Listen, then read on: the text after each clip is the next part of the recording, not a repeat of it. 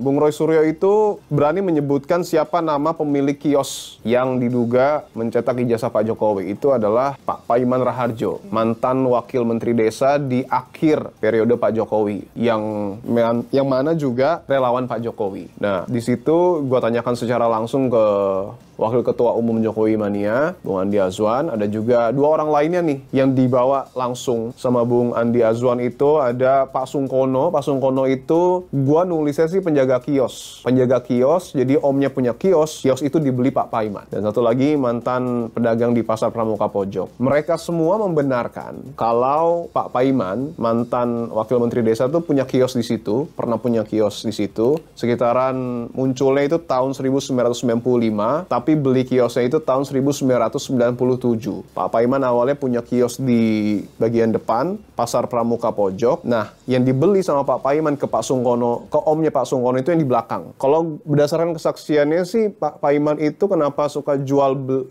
beli kios itu karena memang kerjaannya itu jual beli properti lah. Jadi kalau misalnya emang sini ada yang beli, untung dijual. Makanya beli lagi punya omnya Pak Sungkono gitu.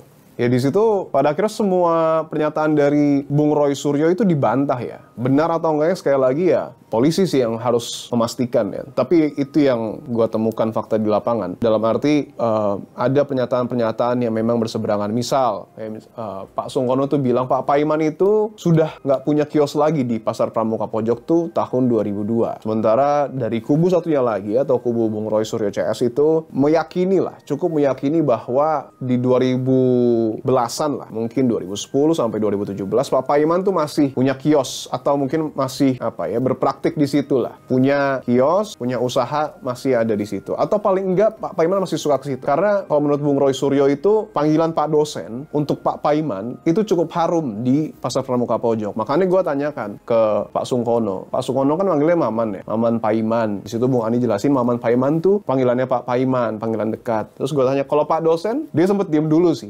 Kalau dari tayangan sempat diem beberapa second, beberapa detik ya. Tapi akhirnya membantah. Nggak ada lah orang Pak Paiman tuh dulunya mahasiswa kok. Saya yang ngetik skripsinya. Jadi kalau dulu tuh kenapa skripsi diketikin? Karena kan nggak semua orang punya komputer ya. Beda sama sekarang. Jadi jasa pengetikan tuh orang bawa skripsi mungkin tulisan tangan atau apa ya, gue juga belum lahir sih. Nah di box itu diketikin. Dia bilang saya ngetikin. Dia masih mahasiswa dan lain sebagainya. IPK-nya 3,8. Nah kalau IPK-nya tahu tuh gue juga nggak tahu dari mana. Gue nggak dalemin ya. Cuman dia bilang Pak Paiman tuh orang pintar, orang baik, orang jujur. IPK-nya 3,8. Bung Roy Suryo, Pak dosen. Ya. Betul nggak? Apa dia panggil Pak dosen di dalam, Pak? Orang bilang Pak dosen, Pak dosen. Mana jadi dosen dari mahasiswa kalau bagaimana? Udah aja masih saya ngetik skripsinya. 3,8 IP. Tulis tangan saya yang ngatiin. Tuh, dia orangnya cerdas, pintar. Kira ya udah, gua konfirmasi itu. Bapak kan tadi bilang Pak Paiman itu pernah punya kios. Bisa tunjukkan lokasinya. Kenapa gua tanyakan itu? Karena gua mau menyamakan nih, atau menemukan titik terang. Apa yang disampaikan Bung Roy itu sama nggak kira-kira yang disampaikan dengan Pak Sungkono? Akhirnya gua jalan lagi ke titik gua sama Bung Roy di situ menelusuri Pasar Pramuka Pojok yang udah nggak ada. Di situ dibilang bukan yang ditunjukin oleh Bung Roy Suryo. Jadi kalau misalnya yang di lobang itu kelihatan ada bangunan, bukan itu titiknya. Tapi titiknya tuh yang di pinggir jalan yang ada kayu-kayu kebakaran, dan di situ baru titiknya. Ya cukup susah juga ya, balik lagi cukup susah juga untuk memvalidasi lokasi mana yang benar dan lain sebagainya karena udah nggak ada, bangunannya udah nggak ada, barangnya udah nggak ada, dan yang dibantah sama Bung Andi juga cukup menarik sih. Jadi Bung Andi tuh bilang mempertanyakan psikologis dari Bung Betor Suryadi, karena ini nggak gua bahas di liputan sih. Jadi ternyata Pak Paiman sama Bung Betor tuh udah ketemu. Pak Paiman sama Bung Betor udah ketemu, ada videonya gue lihat. Cuma nggak gue tayangkan karena gue nggak menemukan video secara utuh. Gue nggak mau kalau nayangin hal yang sepotong-sepotong kan takutnya menggantung ya dan lain sebagainya gitu. Tapi udah ketemu, katanya ini versi Bung Andi ya. Versi Bung Andi bilang kalau Bung Betor tuh udah minta maaf atas semua tudingannya ke Pak Paiman di pertemuan itu, karena Bung Betor tidak melakukan konfirmasi sebelumnya. Di situ ada sih Pak Paiman bilang harusnya sebelum ngomong Bung Betor tuh hubungi saya. Cuman Bung Betornya bilang saya nggak punya nomornya, ketawa lah dan lain sebagainya. It's okay.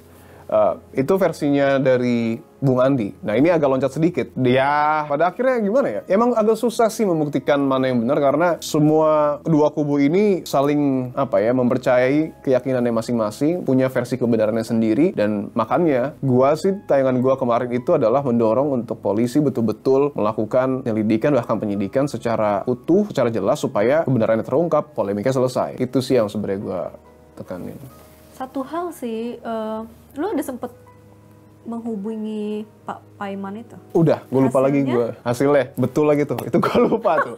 Jadi head to headnya sebenarnya awalnya ya. Head to headnya itu gue mau datengin Bung Roy Suryo sama Bung Betor. Dari kubu satunya lagi, Pak Paiman sama Bung Andi Azwan. Nah, gue chat Pak Paiman, maaf mas saya tiarap dulu. Ya udah, gue juga nggak bisa maksa. Cuman gue di situ gue sempat ngechat lagi, Pak, kalau saya telepon untuk sekedar konfirmasi, nggak saya record, nggak saya tayangkan, boleh nggak? Di situ nggak dijawab lagi. Makanya gue menghubungi Bung Andi. Bung Andi tuh lumayan deket sama Pak Paiman ya. Minta tolong tuh, bisa nggak Bang buat Pak Paiman datang langsung. Tapi ya awalnya diusahakan, sama Bung Andi diusahakan. Tapi mungkin karena satu dan lain hal akhirnya nggak bisa, dan makanya dibawalah Pak Sungkono. Orang yang juga tahu mungkin ya, dianggap tahu apa yang kemudian terjadi dengan kiosnya Pak Paiman.